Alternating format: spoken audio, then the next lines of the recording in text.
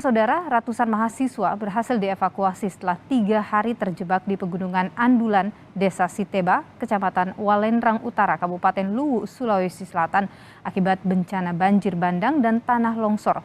Sejumlah mahasiswa terpaksa digotong karena sudah dalam kondisi lemas. Proses evakuasi berjalan dramatis karena medan berat dan lumpur tebal.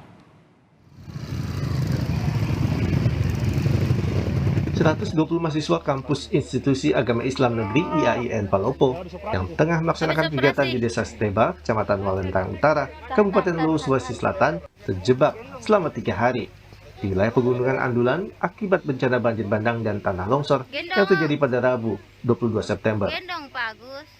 Saat ditemukan, sejumlah mahasiswa mengalami dehidrasi. Bahkan ada beberapa di antaranya sudah sangat lemas, sehingga harus digotong untuk melewati medan yang terjal dan berlumpur. Untuk sampai ke permukiman terdekat, mereka harus dibonceng dengan motor karena ketiadaan mobil ambulans.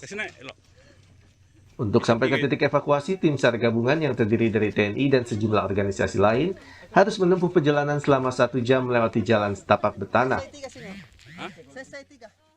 Mahasiswa dari penyampaian tadi ketua kelompoknya itu ada 120 orang yang kami berhasil evakuasi tadi.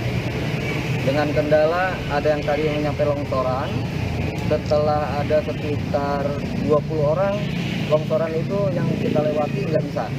Terpaksa kita pakai jalan alternatif yang dilewati hanya untuk motor saja. Semenjak kejadian bencana malam itu mereka sudah di atas, kami mendapat informasi malam itu. Tapi kan karena situasi malam, kami nggak bisa evakuasi dan kami tidak bisa mengontrol ke sana karena akses jalan yang tidak bisa dilewati saat itu. Tidak semuanya. Hingga kini seluruh mahasiswa sudah dinyatakan selamat.